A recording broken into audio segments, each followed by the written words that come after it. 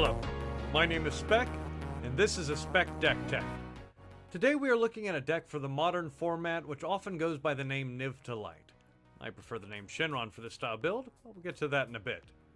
Before we get to talking about the deck, I will note that this deck type allows for a lot of flexibility, both in card selection and mana base. While there is some uniformity, there are a lot of flex slots depending on card availability and your local meta. The deck centers on two cards, Niv-Mizzet Reborn and Bring to Light, hence the name, Niv-Mizzet. Niv-Mizzet is a 5-mana creature spell requiring all 5 colors. It's a 6/6 flying dragon, which, while big and beefy, it's going to need to do more than that if it's going to cost 5 mana in Modern. Luckily, there's also a lot of text on it. Basically, it says that when Niv-Mizzet comes into play, you reveal the top 10 cards of your library. For each color pair, white-blue, blue-black, black-red, and so on, for each of those, choose one card that is only those colors and put it into your hand. It's possible to draw 10 cards this way, however unlikely. When you have the deck balanced well, this means in addition to a 6/6 flying dragon, you will also be drawing between 1 and 7 cards, and will usually average around 3. The other key card is Bring to Light. It's a 5-mana sorcery with Converge. The Converge mechanic looks at how many colors are spent to cast the spell, and determines the scale of the effect based on that. In this case, Bring to Light searches your deck for a creature, instant, or sorcery with converted mana cost equal to or less than your Converge, or how many colors you spent casting it. So if you're able to get all 5 colors, Bring to Light can search your deck for Niv-Mizzet and cast it. Importantly, it can also search for an assortment of silver bullets that you have put into your deck. The one downside to note is that it cannot search for planeswalkers. Now, a deck that is centered around 5 mana spells that want all 5 colors is going to need a mana base to support that.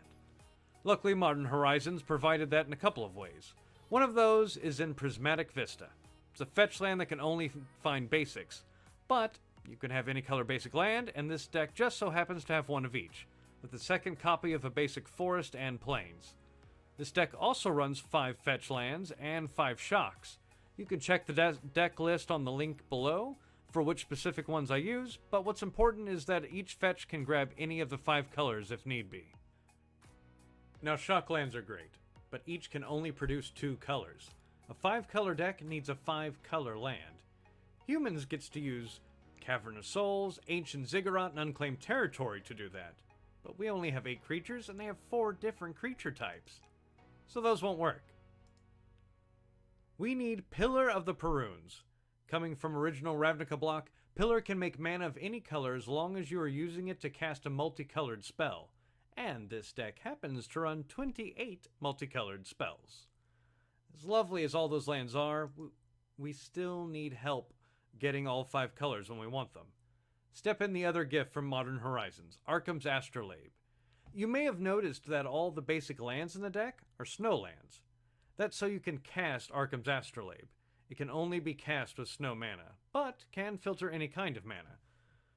You cannot filter Pillar of the Perrunes mana into it, but unless you are trying to cast another Astrolabe, that shouldn't matter. And it draws a card. We love drawing cards. Utopia Sprawl acts as both mana fixing and mana acceleration. One of the reasons we play an extra basic forest is that we need to have a forest to attach the Utopia Sprawl to. Between the fetches, basics, and shocks, we have basically 12 forests, half of our lands, to help make sure we have a forest to attach Utopia Sprawl. Utopia Sprawl is the best turn 1 play this deck can make. Alright, so we've got lots of color and mana, and now we need to do something with it. This deck is on the slow side, so we need some life buffer against the aggressive decks. In come Lightning Helix and Uro. An early Lightning Helix against an aggro deck can make a world of difference, both in killing a creature and the life gain. Uro acts as both life gain and mana acceleration. Imagine a hand that starts with turn 1 Utopia Sprawl, then turn 2 Uro. That gives us 5 mana on turn 3, enough for a turn 3 Niv-Mizzet to refill our hand. Uro also acts as another threat. Between fetches and disruption spells, it's usually not hard to get enough cards in your graveyard to use Uro's escape ability. Clothis? I have no idea how to say this. Anyway, the red-green enchantment thing, allows us to attack their graveyard while slowly draining the opponent. Wrenn 6 does a little of everything. She helps fix mana by fetching lands from the graveyard, killing off small Arbor Elves and Noble Hierarchs, and threatens to take over the game if left unchecked. On the Dimir side of things, we have hand and deck disruption in Thought Erasure and Unmoored Ego. Thought Erasure is a fairly straightforward discard spell that allows you to choose anything that's not a land, but has the added bonus of surveilling for 1. Surveil is similar to Scry, except that you choose to put the card on top of your library or into the graveyard. The Surveil makes sure that Thought Erasure is still useful late game, as it'll help you shape the next card you draw. Unmoored Ego is a disruption of a completely different kind. Ego lets you name a card and remove up to 4 copies of that card from your opponent's deck. Any card, including land. So if you're playing against Tron, and they don't have all 3 Urza lands in play yet, you can name the missing one, and they will never be able to assemble Tron. There is only 1 copy main deck, with another in the sideboard, but it is very potent against combo decks. If you are new to Modern, I don't recommend it, as you won't know what to name. This is often cited out against non-combo, non-Tron decks, but knowing what card game 1 you should name against any deck is important to learn. Also remember, if you take cards out of their hand, they get to draw cards to replace them. If the card you name is important enough to remove from their deck, you're probably okay with this. Just good to remember. We are going to need to answer some creatures and other items that Lightning Helix can't handle. For that, we have removal spells in Assassin's Trophy, Supreme Verdict, and Kaya's Guile. Supreme Verdict is a basic Wrath of God board wipe that importantly can't be countered. Assassin's Trophy will answer almost any threat, but give them a land in exchange. Avoid doing this too early. Kaya's Guile is our main way to attack the opponent's graveyard main deck. The life gain option of it is also useful against aggro. The next to last main deck include is the 2 cards Saheeli Ray and Feldar Guardian, also known as Cat Combo. For those unfamiliar with it, Wizards managed to not notice they had printed a 2-card combo into Standard originally and had to ban it. But it's legal in Modern. All you need is both cards in play. Saheeli can use her second ability to make a new copy of Feldar Guardian, which comes into play, and blink Saheeli. Since that's considered a new card, Saheeli can use her ability again, and rinse and repeat as much as you want. All the tokens have haste, swing, and you win the game. One thing to note is Feldar Guardian cannot be cast with Pillar of the Perunes, but can be found with Bring to Light. Saheeli cannot be found with Bring to Light, as she is a Planeswalker, but she can be hit with a Niv-Mizzet trigger. Many times just running her out will cause the opponent to target her, giving your life total a break.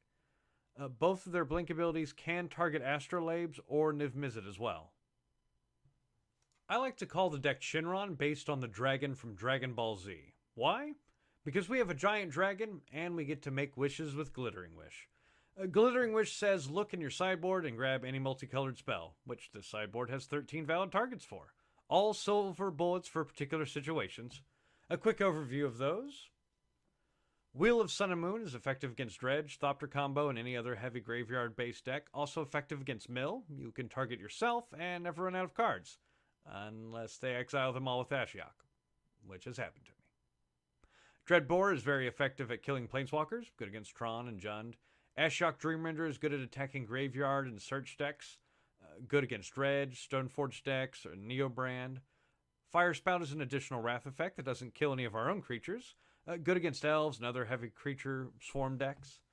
Camball, Cancel of Allocation, taxes heavy spell decks. Most decks can answer him that need to, but it will slow them down as they will have to deal with him first. Fulminator Mage is good at attacking non-basic lands, usually brought in to disrupt Tron or take out bothersome man lands. Kaya Urzov Usurper is good at attacking any number of strategies. Her +1 disrupts graveyard shenanigans and gains life, and the -1 targets more than you might think. Arbor Elf, Utopia Sprawl, Aether Vial, Goblin Guides. A Knight of Autumn is good for life gain against aggro, and should be brought in against anyone who you think might have a Blood Moon. Teferi Time Raveler can often be found in the main deck of builds of this deck. His ability to disrupt control decks is really crucial. Also, the only thing better than casting Niv-Mizzet is casting Bring to Light at instant speed to have a surprise Niv-Mizzet as a blocker. Amazing! Kolgan's Command is our main artifact aid. Also good at retrieving Niv-Mizzet from the graveyard. Huntmaster of the Fells is great when you need life gain and multiple threats. Unmoored Ego and Supreme Verdict are good enough that having spare copies is a good idea. Sideboarding varies depending on your opponent, and by that I mean whether or not you leave the Glittering Wishes in to go get your sideboard cards, or if you go ahead and just sideboard those actual options that you would go for into the deck for game 2. If you're going against aggro, I tend to side out the wishes then, but it really just depends on your playstyle. The 2 cards that cannot be wished for are Crumble to Dust and Boil. Both can be found with Bring to Light once you've brought them into your main deck, however. Crumble is mostly against Tron, and Boil is to tackle the heavy counter decks as they are problematic. I always want to show you a match or two to see the deck in action, so here's a match I recorded recently while streaming on Magic Online in a Modern League against Jund.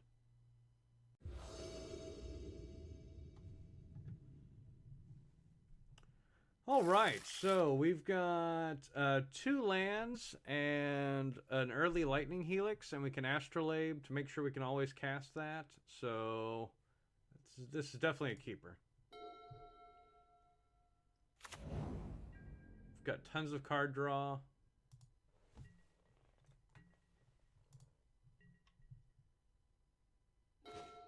A Utopia Sprawl. Utopia Sprawl wins out over Astrolabe, though. Because being able to play turn 2 Uro is even better than playing Astrolabe. We don't need to name blue because we have Misty Rainforest. So why don't we name one of our Helix colors? We'll name white. All right.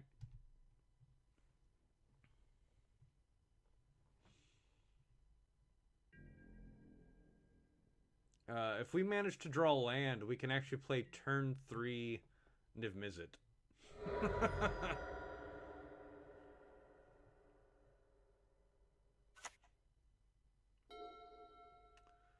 Opponent goes and gets a forest. Looks like they're playing Jund. They are. Go get that? Sure. We've got a Helix to make sure they don't get their emblem. Another Utopia Sprawl. Huh. So I could go get a forest here. I'm a little worried they may Assassin's Trophy this, is my only concern doing this. But at least I'll get one activation of it. So if we go get another forest here. Go get Overgrown Tomb, I think.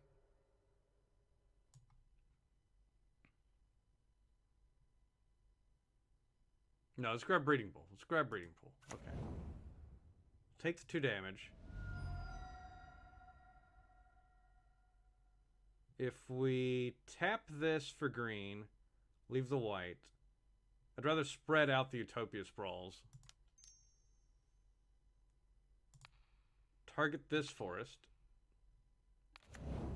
We'll get blue with it. And that still allows us to cast our Uro.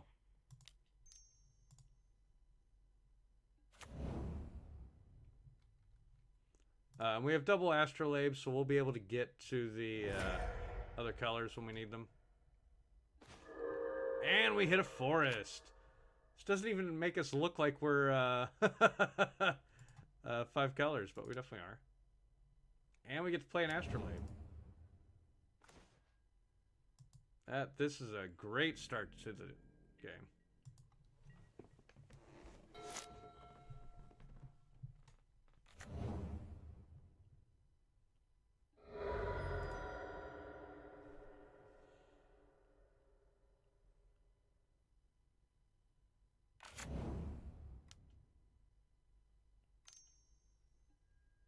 Thoughtseize.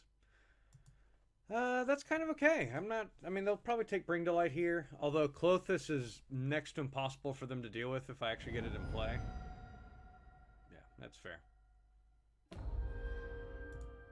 Taking Bring to Light makes a lot of sense there.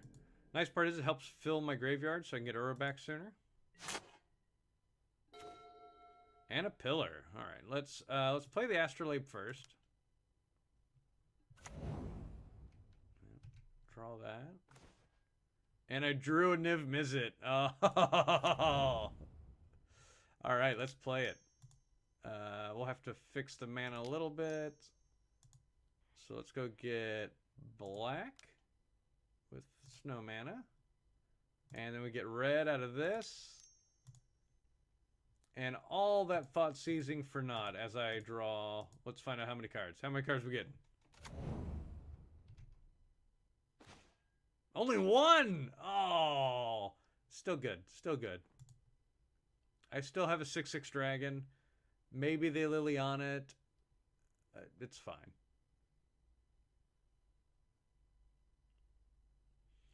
Glittering Wish will more than likely go grab a Dreadbore to take out the Planeswalker.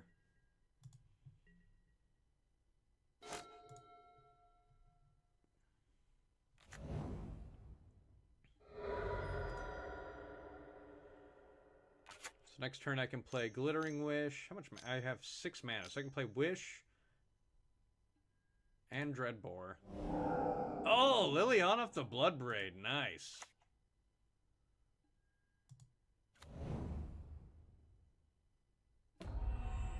They definitely have to make me sack the creature here. That's it's being a rough spot otherwise.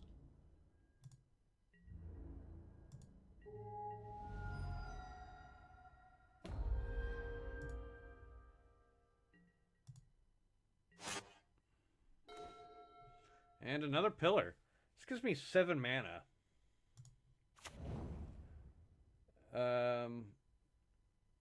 I'd rather take out Liliana now, otherwise it's going to make me discard.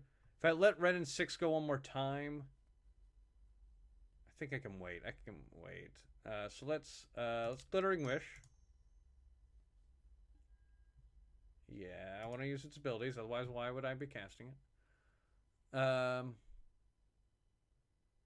Yeah, let's grab Dreadbore. Take out red and 6 with that.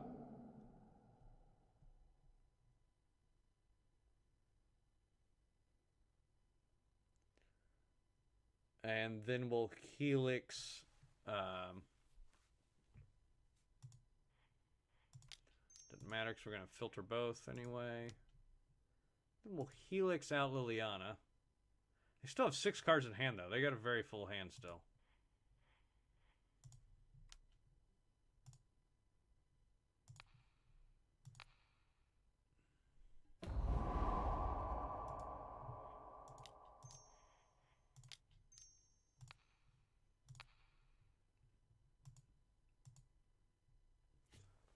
But next turn I can bring back Uro if I want.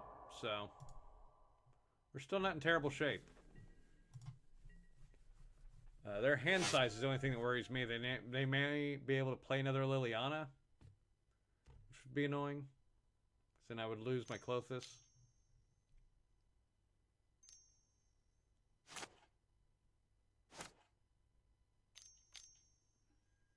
Kroxa, I'm going to lose it anyway. Alright, well, these things happen.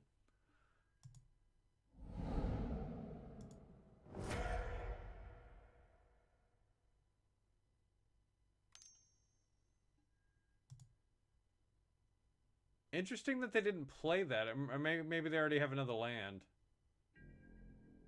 Well, they should have the fetch land they've been grabbing with red and 6, so.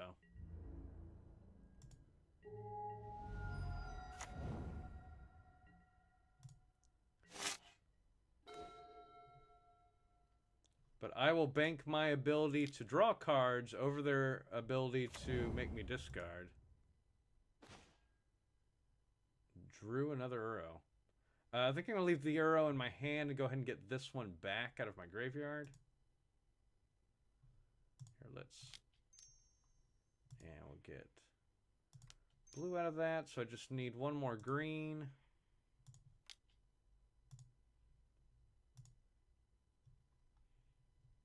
And I can't get any of these back anyway.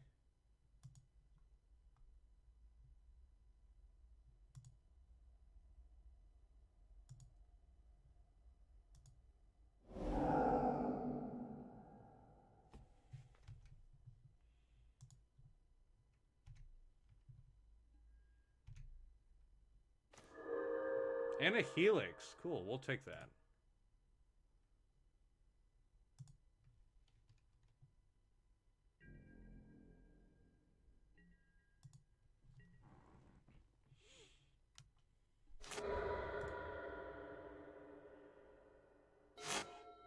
Very likely to make me get back their Croxa, which point I'll just discard my Uro.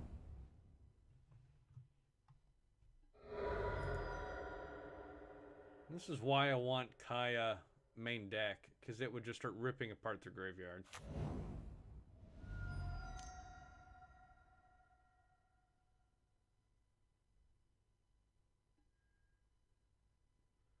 Fatal Push, sure.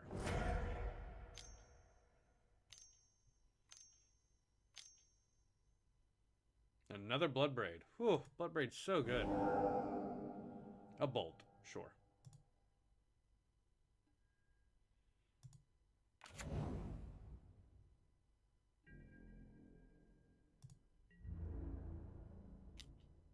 Alright, we'll go ahead and Helix one of these just to keep my life total padded. And we want to start refilling the graveyard up anyway.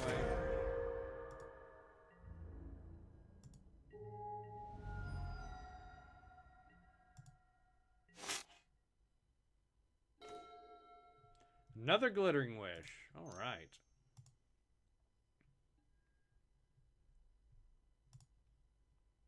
What do we want here? Ooh, we can grab Ashiok and rip up their graveyard. That wouldn't be too bad. They'd probably kill it pretty quickly, but that would definitely eliminate the Croxa problem.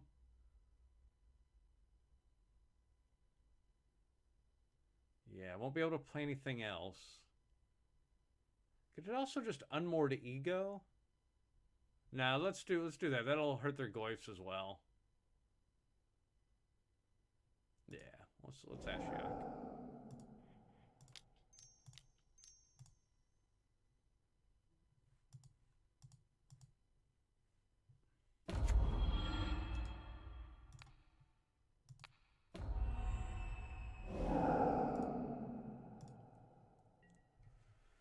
And we hit 2 more Goyfs. Alright. That should certainly slow them down. Inquisition the Euro out of my hand. Okay. It's curious that they played Inquisition there. Like, 3-drops were the only thing I couldn't cast at that point. Imagine they're going to attack Ashiok here. No, just attacking me. Alright.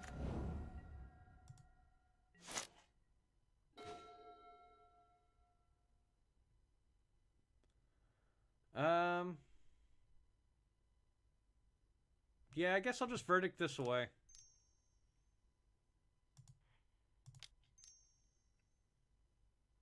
And we'll just get blue out of that. Doesn't really matter. We're going to be 1 card away from being able to get back the Euro. That means we're close.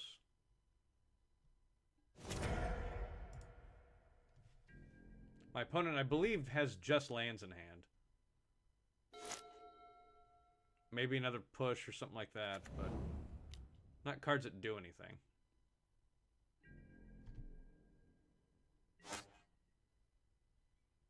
Of course, I'm also just drawing land. Alright. Battle of top deck mode. My top deck is stronger than theirs, though.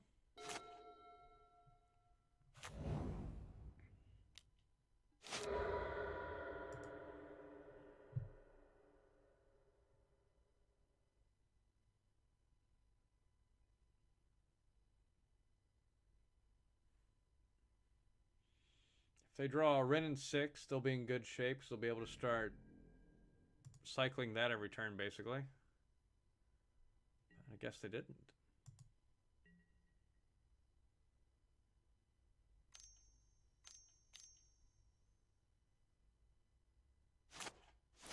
They're gonna make me discard my draw step? That's fine.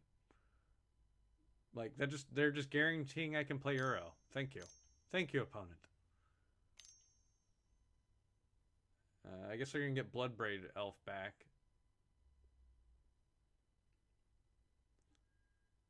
Yep. Sure, I'll discard a card. You want me to cast my giant thing out of my graveyard? It's fine with me. And another blue.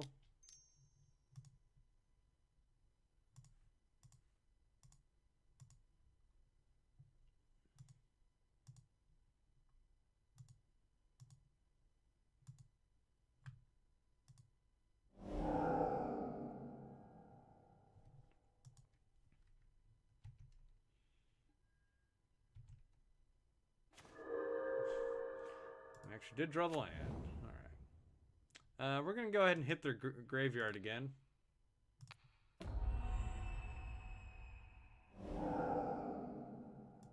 And say go.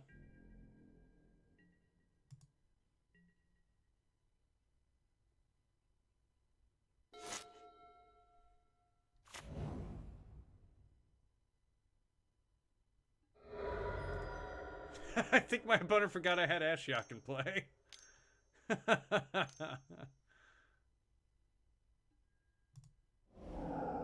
Inquisition, awesome. Best card for us for them to hit, because it does nothing.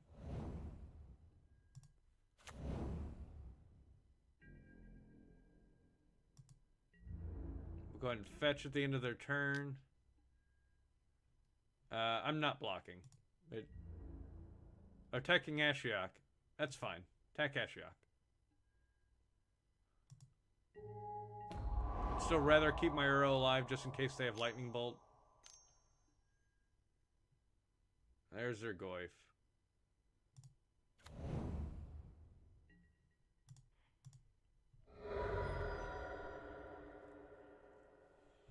Let's grab a red source. We don't have any red mana out.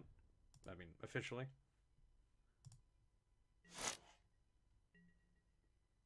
And bring to light. So we get a dragon.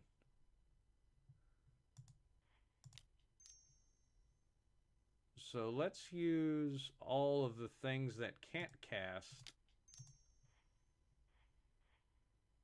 In case I draw like, oh, I can't draw an Astrolabe off of it, but either way, you're better off using off your pillars now.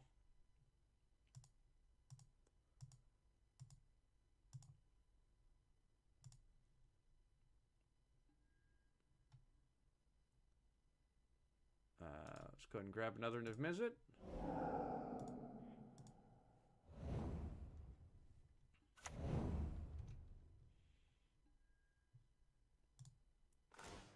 Oh.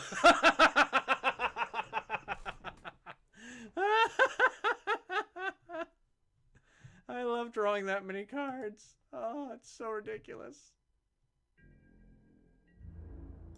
Like, the card advantage from that is just so huge. They cannot compete with that.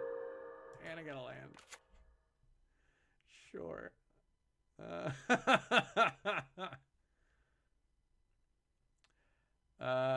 So we could... Well, we're just going to wait till their turn, see what they do. Because Helix, I could just as easily aim at their head. Sure, they're going to block. And then they're going to bolt.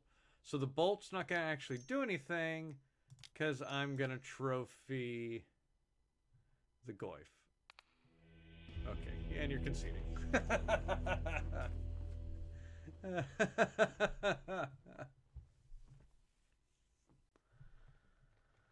All right. Question here is, do we bring the cards in or do we try and just tutor for them? I think we go ahead and bring them in because we have more than a few. Because we have a more ego is kind of subpar against them. We'll take out the wishes. We'll bring in Dreadbore. We're bringing Fulminator Mage in case they have Raging Ravine. Huntmaster's good, so an extra life gain, better threats. And Camball's okay against them, but I guess we still need to take out more cards, don't we? Who is subpar here? I guess the Thought Erasers are the weakest.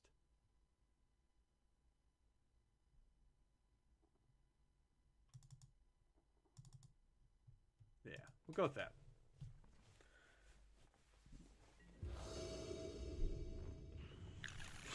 Alright, turn 1 Utopia Sprawl, and we'll have a Helix and Huntmaster on the way. It's a good hand, we'll keep it. We'll go grab an Overgrown Tomb. And...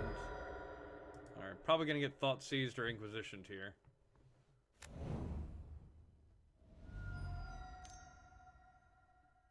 Yep. It's alright.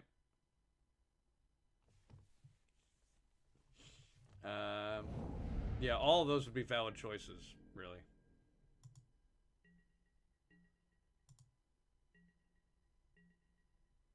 And we drew the white mana, so... Probably won't need Helix turn 1. Or turn 2, I mean. So, I think we can just play this and go get an Overgrown Tomb.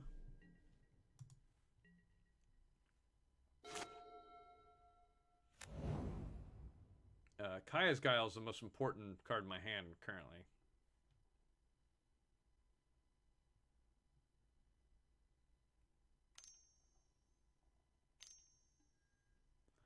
A Goyf. Alright. Well, Goyf's going to get 1 hit off.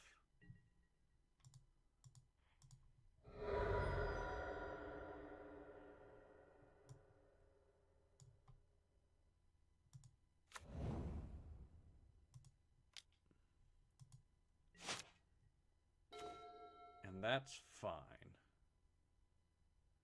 Supreme Verdict is good. We'll just play Steam Vince.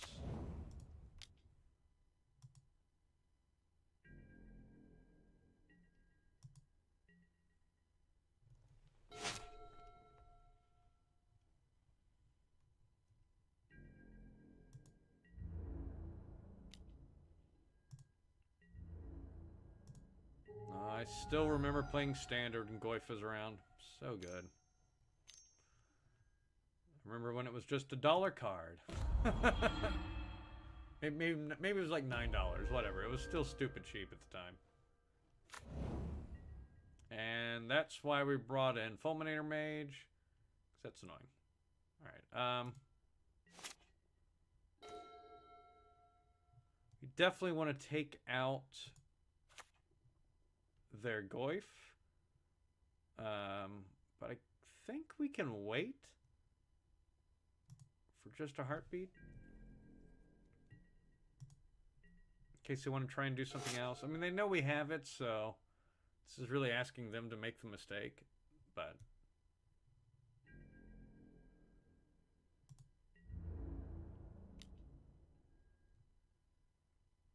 so we definitely want a Kaya's Guile. The question is, do we hit their graveyard or do we make a 1/1? And distract their Wrenn and 6 for a second.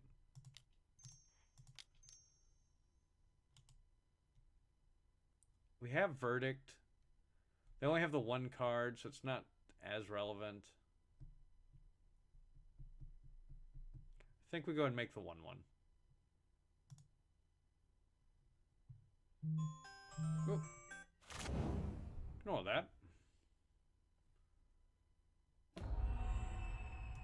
Good. Now it means our Helix can kill their Wrenn and 6. Liliana. We'll just pitch a land. I don't care.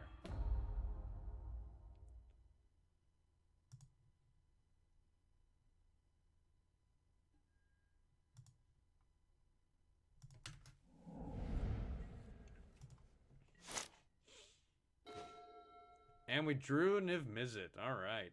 This means we're probably going to have to pitch Supreme Verdict next turn, but that's alright. Let's go ahead and Helix away the Wrenn and 6. Get rid of that card advantage. Did they not play a land last turn? I don't think they did.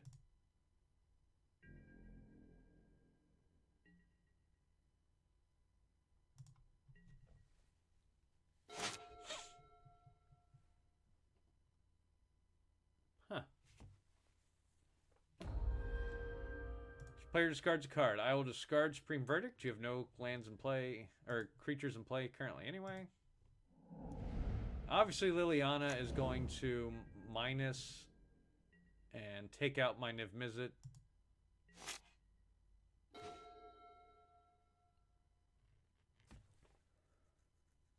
I think we just play Huntmaster here. Which is what's so good about it, is now I can sack the wolf.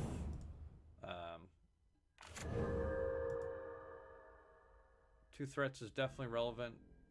They probably have a push or a bolt, but...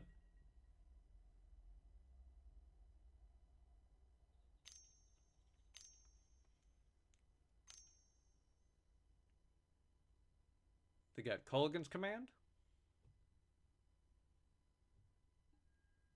They do. Gonna make me discard a card. Well, I'll discard the Uro. I guess they're very likely to click up here on Liliana, which will be a little rough. Fortunately, I still need a green and another blue source to get Uro back.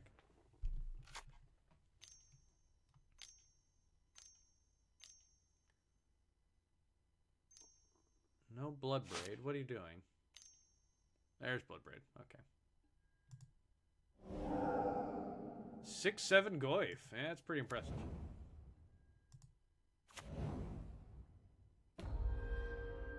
Yep. Discard my guy. So they discarded another Liliana.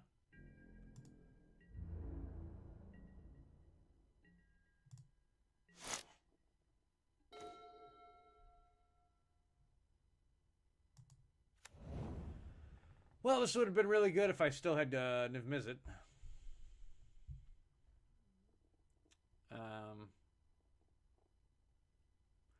So their Liliana would minus. I'd lose half my stuff. Yeah, let's just go to game 3. I really don't see me being able to win from that point after the ultimate Liliana.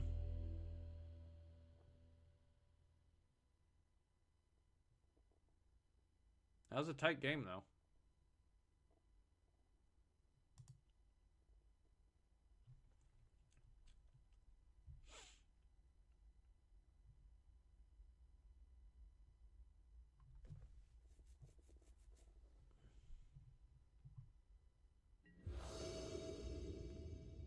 You can definitely see how the Utopia Sprawl, which they made me discard, would have made a huge difference. I'll keep. I've got land. I've got Clothis, which is really good against them. With Astrolabe and the Pillar, I think I can go ahead and just fetch with this turn 1. Just help thin the deck.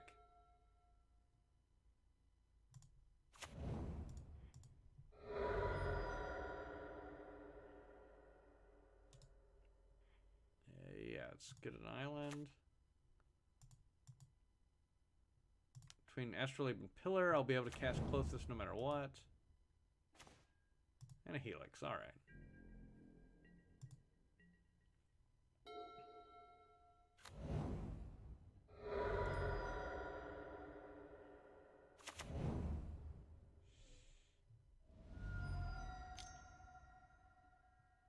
Inquisition. I would probably take Clothis here if I were them. Yep.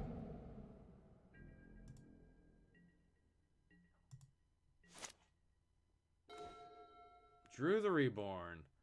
We'll go ahead and play the Pillar because it allows me to cast Helix if I need to.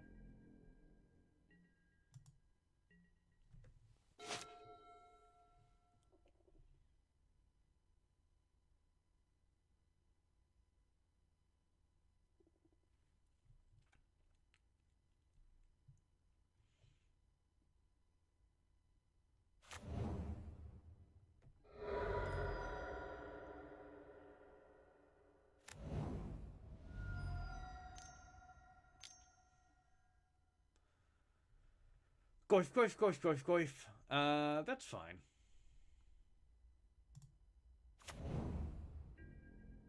I guess I could take it out with Trophy. I hate accelerating their mana this early, though. I'd rather just take a hit from Goif and not worry about it. Not to mention I can distract them with Saheeli Ray for a second. Ooh, an Uro. All right, we'll do that.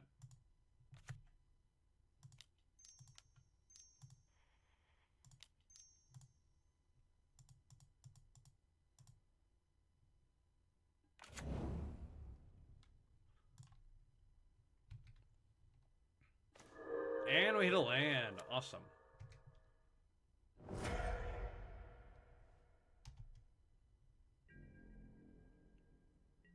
So if we draw another land, that guarantees us being able to play Niv-Mizzet.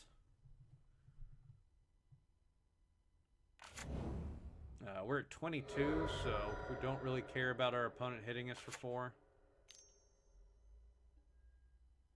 Thoughtseize, no! There goes Niv-Mizzet.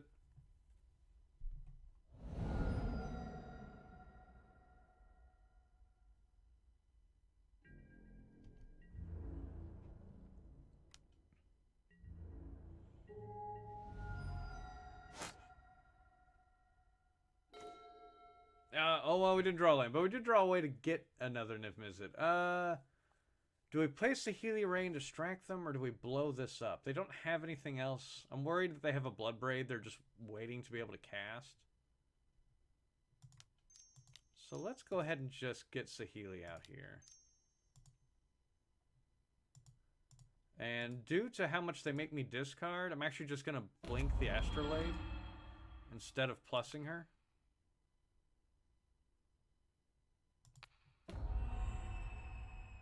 If Goyf wasn't big enough to take her out, I'd probably just plus her. But since one hit from him kills her anyway, I'll go ahead and minus her. This way I draw a card. I'll have more padding against her Liliana. They're going to trophy the Astrolabe. Okay. Interesting choice.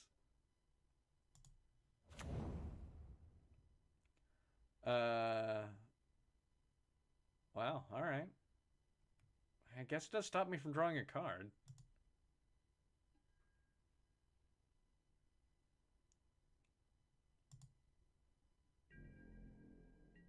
That just seems like such a weird thing to trophy. Because now I can definitely play Niv-Mizzet next turn. They'll take trophy here.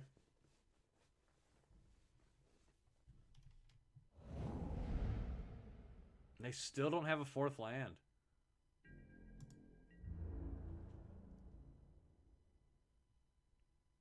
Now they have to attack Saheeli, otherwise they just die. Yeah. So Saheeli gains me 6 life. Seems worth it. Oh, there's her 4th land.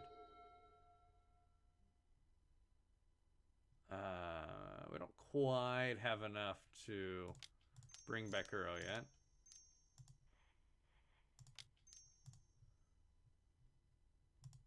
Yeah, let's go grab another Niv-Mizzet. Except we get to cast this one. The other option we could do is make them sack a creature and take out their graveyard. But, you know, let's go ahead and just get the dragon. We're at 18, so I don't feel like we're under pressure to do that.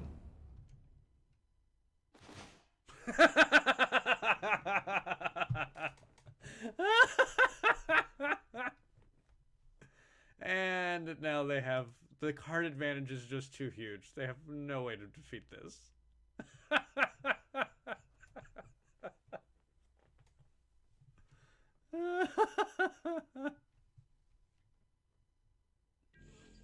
There's no happier feeling on a Monday morning.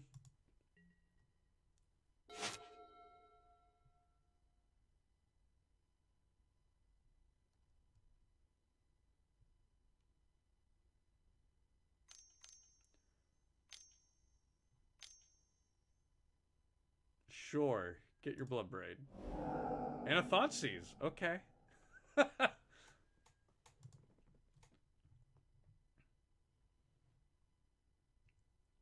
I have enough to Helix. Play another Uro.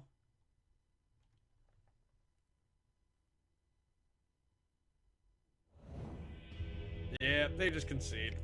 The best part of this deck is the wealth of options. Other cards I've used myself or seen in other deck lists are Bloodbraid Elf, Drowned in the Loch, Nahiri the Harbinger, Kess Dissident Mage, Dovin's Veto, Deafening Clarion, Hostage Taker, Faebear Elder, Fracturing Gus, Vraska Golgari Queen. If it's a multicolor spell you love, give it a go.